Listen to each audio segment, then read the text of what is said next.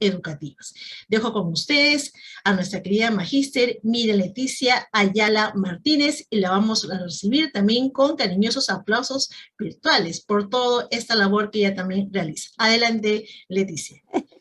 Reinita, con toda la presentación, colegas, perdonen, por favor, buenos días, mi medalí, saludando siempre a Monseñor, agradeciendo a Miss Dinita, prácticamente lo que vamos a hacer ahorita es concretar para nuestra área esto que ya ella nos ha dado en gran marco de análisis, de teoría y de investigación sobre todo, ¿no? Porque todos esos procesos han sido elementales para que nosotros tengamos en cuenta para la evaluación, ¿no? Muchas veces hemos estado acostumbrados solamente a planificar, entonces el diseño inverso nos invita más bien a ver primero nuestros propósitos, luego nuestros instrumentos de evaluación, con qué vamos a evaluar y finalmente recién diseñar, ¿no?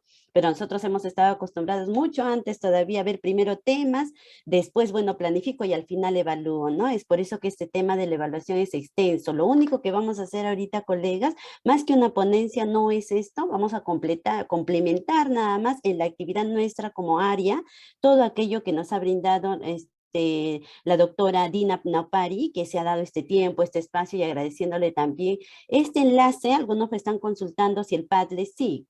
Terminado esto, Miss Dina ha dicho que va a dejar abierto el Padlet, ¿no? Va a ser como una evidencia entre hoy y mañana, se lo pueden ir haciendo porque también sí es un trabajo colaborativo, pero si se empieza a hacer individualmente no hay problema, ¿ya? Por ahora hemos considerado con el equipo, conversando con la directora y con todos los coordinadores, viendo que ayer el tiempo ha quedado bastante corto, ¿no? Entonces nada más se van a dar algunas pinceladas de lo que es en sí mismo la evidencia y el análisis de evidencia, porque sí, claro, hacemos rúbricas e instrumentos, pero ¿qué es eso? ¿No? Desde el enfoque formativo de la evaluación, quiere decir que ya el profesor también debe cambiar su paradigma y por lo tanto ya no solamente es un docente calificador, sino más bien tiene que crecer en práctica reflexiva, ¿no? A veces estamos muy acostumbrados a poner de 0 a 20, incluso a categorizar a nuestros estudiantes, o de repente en muchos casos nos olvidamos que en nuestra área las competencias forman conciencia, forman religiosidad, forman espiritualidad, y entonces cómo articulamos eso con la pedagogía, ¿no, estimados colegas?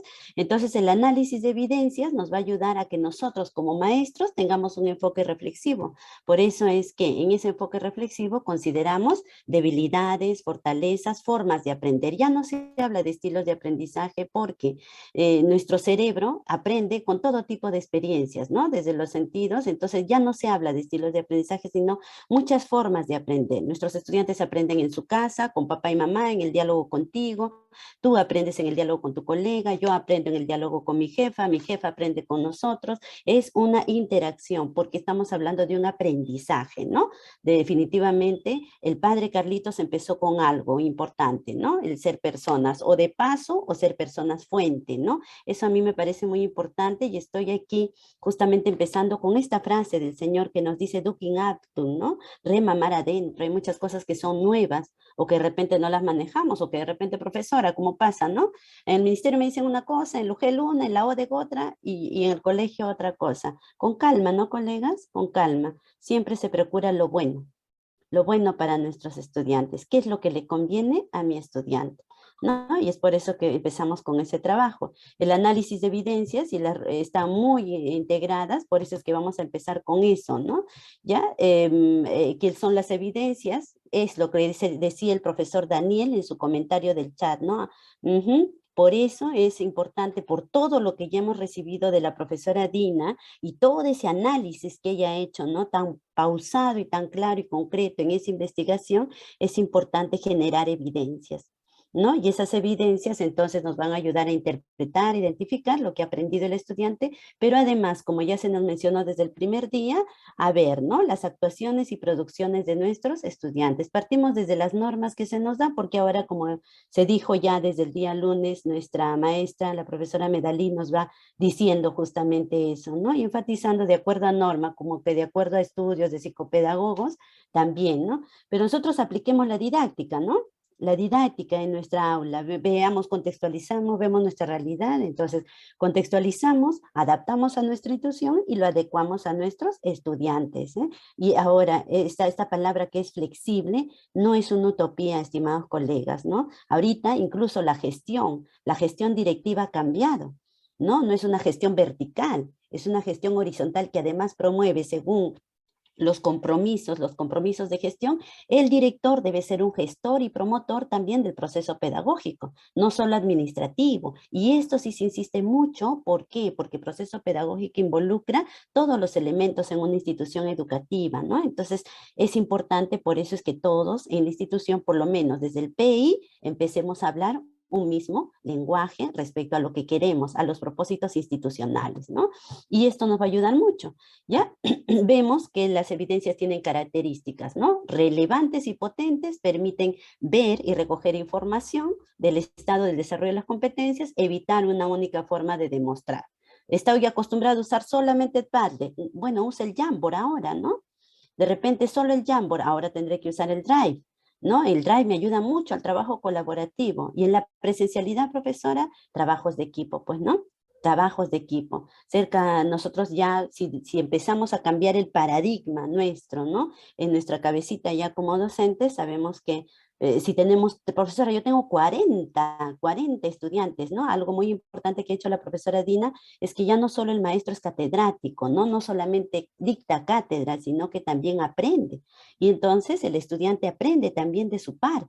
Y al hacer grupo y socializar, aprende mucho mejor todavía, desde luego, con el acompañamiento y la mediación del docente, ¿no? Del docente. Entonces aquí justamente ustedes pueden ver en la imagen, estas son evidencias que los profesores a quienes hemos acompañado y ellos han estado trabajando con sus estudiantes, han ido justamente subiendo al portafolio de su carpeta Drive, ¿no? Este es el trabajo del profesor Samuel del Colegio Bonifaz y ahí están las evidencias de sus estudiantes, ¿no?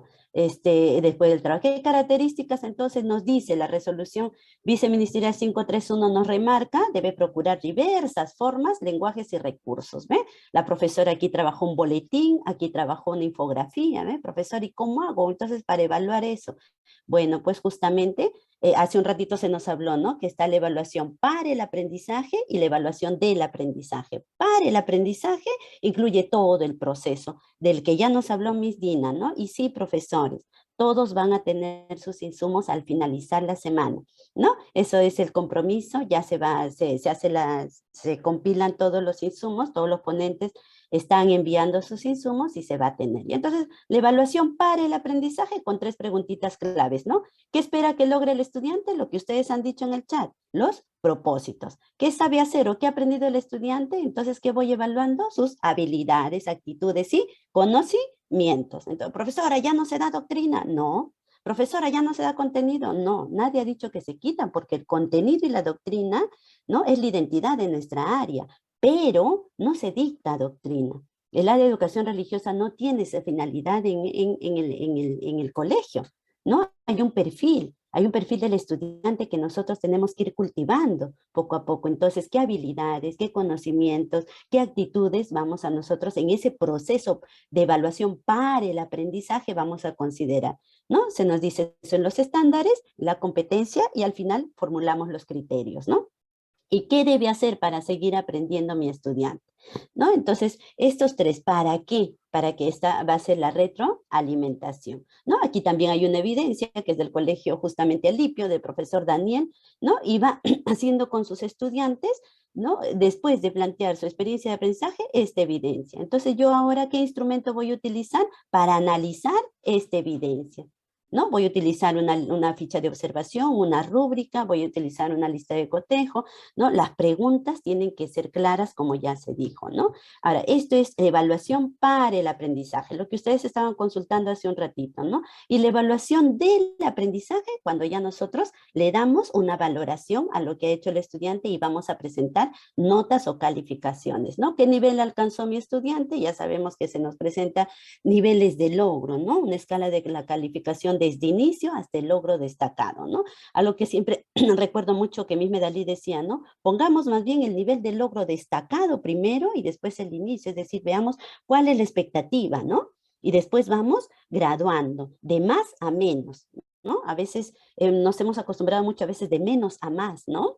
Pero el desafío en evaluación muchas veces es más bien plantearle el reto al estudiante, este es el más, ¿no? Y este es el menos. Lo importante es que el estudiante sepa hacia dónde tenemos que ir, ¿no? De dónde está partiendo y hacia dónde va.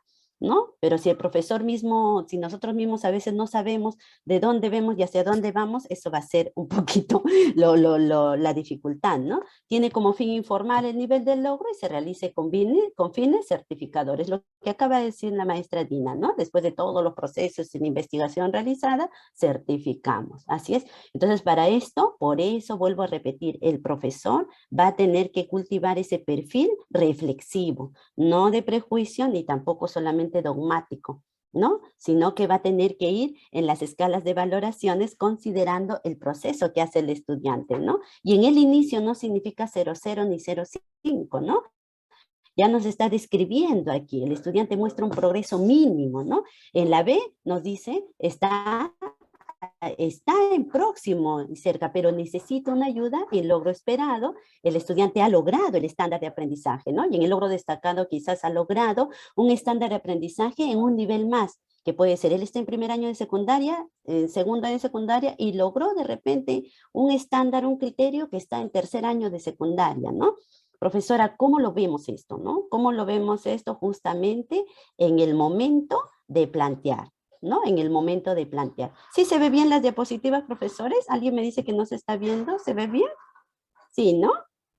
Los colegas Sí, ya se están ve todos bien. cansaditos. Vamos. Sí se ve. Gracias, Miss. Gracias. Entonces, allí, ¿cuáles son eso? ¿Cómo planteamos los criterios de evaluación? Tienen palabras claves, referentes específicos, describen características y cualidades de lo que se quiere valorar, ¿no? Se hacen visibles en esos instrumentos de evaluación y deben estar claramente definidos. Ya esto se nos venía diciendo desde la 094, ¿no? Luego la 025, al final ya en el marco de la emergencia fueron más didácticos, más funcionales en las normas, y con la 094 y ahora la 531 ya se nos especifica, ¿no? Que deben estar en relación con el propósito, la situación y el producto. ¿Ve? Ese tendido que nos ha mostrado Miss Dinita hace un rato, ¿no? Es ese tendido. ¿Ve? Nuestro estándar, el título de la sesión de aprendizaje, ¿no? El propósito, la situación y el producto, ¿no? Y con eso tiene que estar relacionado y lo vamos a ir viendo, ¿no? Entonces se generan esos criterios a partir de los estándares de aprendizaje, ¿no? Ya se nos dijo que los criterios pueden ser los estándares y ahora sí está bien definido los desempeños, ¿no? En las normas anteriores seguían incluyendo capacidades, ¿no? ¿no? Pero ahora la 531 dice estándares y desempeños, pero si hablamos desde la neurociencia, no podemos separar nuestro cerebro, ¿no? Nuestro cerebro no se separa. Usamos todas nuestras habilidades cognitivas para poder, sino que nosotros como pedagogos identificamos procesos, didáctica, estrategias, ¿no? Muy bien, y sigamos entonces. Los instrumentos son insumos que ya registran esa información, ¿no? Para finalizar nuestras rúbricas, que contienen criterios que corresponden a distintos niveles de logro, se utiliza con fines de retroalimentación y también para poder asignar un nivel de logro y permite la valoración de los desempeños observados, ¿no? ¿En relación a qué? A las competencias. Dos tipos de rúbricas, las analíticas y las holísticas, ¿no? Muchos profesores más bien trabajan con la rúbrica holística, ¿no? ¿Por qué? Porque, bueno, describen el nivel de desarrollo de toda la competencia y quizás es mucho más ágil en el trabajo, ¿no? Mientras que la rúbrica analítica más bien describe esos criterios, ¿no? A nivel del desarrollo de cada competencia, pero por separado, es decir, voy identificando las habilidades que va a ir, o las actuaciones que va a ir desarrollando mi estudiante, ¿no? Y además especifica los desempeños, ¿no? Es importante considerar, por ejemplo, aquí, ese tendido que iba haciendo Miss Dina, ¿no? Este es mi estándar, ¿no? Este es el estándar de aprendizaje del ciclo sexto en la competencia asume. Expresa coherencia entre lo que cree, dice y hace, comprende su dimensión, reflexiona el encuentro personal con Dios, asume las enseñanzas. Recordemos que aquí en los estándares no solo se plantean procesos cognitivos, ¿no? Sino también procesos actitudinales, actuaciones de los estudiantes. Entonces, mi criterio, estos criterios están planteados en el ejemplo que se les entregó ayer, maestros. ¿Ya? Entonces, como primero, expresa coherencia, ¿dónde está? Aquí está, pues, ¿no? Expresa entre lo que cree, dice y hace en su proyecto de vida personal a la luz del mensaje bíblico. Y se esfuerza por promover una cultura de diálogo y de encuentro que le permita construir aquí, ¿no? Comprende su dimensión espiritual que le permite cooperar en la transformación de sí mismo. ¿Listo? ¿No? El segundo criterio, coopera con la transformación personal al proponer acciones de situaciones concretas en la construcción de una cultura de diálogo y de encuentro. Estoy relacionando mi estándar con mis criterios, ¿no? Y ahora si quiero hacer una rúbrica, pondré, pues, ¿no? Este será el total y luego ya yo voy graduando, ¿no? De más a menos, ¿no? Se nos dijo que podíamos tomar el estándar ya para el de logro destacado sería el del siguiente año, ¿no? El estándar del sexto ciclo y después el de mi propio ciclo y después el del ciclo anterior, pero ahora, y qué bueno que las normas sean más claras, el profesor, la escuela puede no solo diversificar, sino adecuar y adaptar. Si la planificación hace todo ese proceso, la evaluación tiene que también hacer ese proceso, estimados colegas, ¿no? Ya no estamos como en una, con una camisa de fuerzas, ¿no? Que las cosas deben ser así. No, ¿no? Los criterios de evaluación, incluso por eso ayer decíamos, ¿no? Nosotros mismos también los podemos plantear, pero deben tener relación con el propósito, con la situación y con nuestro producto, ¿no? Con nuestro producto. Hace un ratito mencionábamos esos productos que han sido presentados, por ejemplo, y por algunos estudiantes, ¿no? Y qué se les va a pasar para poder trabajar mañana. Porque mañana Mises Yanina cerrará con lo que es retroalimentación y ahí se les pasarán los insumos, ¿no? Se les va a pasar varias evidencias, ya que los estudiantes han mostrado, ¿no? Y que los profesores han consignado también en su carpeta Drive, se les va a pasar varias evidencias y entonces ustedes también, como un segundo trabajo colaborativo, elaborarán una rúbrica, una ficha de observación o una escala de valoración. Ya, estimados colegas, entonces de mi parte, esto ha sido todo. Vamos a ingresar ahorita a lo que es el trabajo colaborativo. Esto es más la práctica, ¿no? De lo que nosotros tenemos que hacer, porque como se decía hace un momento, ¿no? Excelente, maestra, esa teoría no es utopía, estimados colegas. Esa teoría es producto de toda una investigación que se hace, ¿no? Ya Miss Medellín nos dijo el día lunes que es el modelo complejo. Si el modelo complejo implica desarrollo de competencias, implica que el docente también, donde estemos, profesora, en mi zona hablan quechua, pero pueden hablar quechua, pero los niños pueden procesar. Si ahora usan hasta TikTok, usan hasta el YouTube, ¿no? Para poder producir vídeos, producir una escena de su casa donde están cocinando, ¿no? Ahora, bueno, entonces utilicemos ciertos recursos, pero sí, profesores, es importante esa práctica reflexiva, ¿ya? Entonces, muy bien. Los insumos se les va a pasar. Ahorita esto ha sido el ejemplo en el PPT, más como el día de ayer, se les va a pasar también al chat de WhatsApp, se les va a pasar también las evidencias para poderlos trabajar mañana, ¿ya?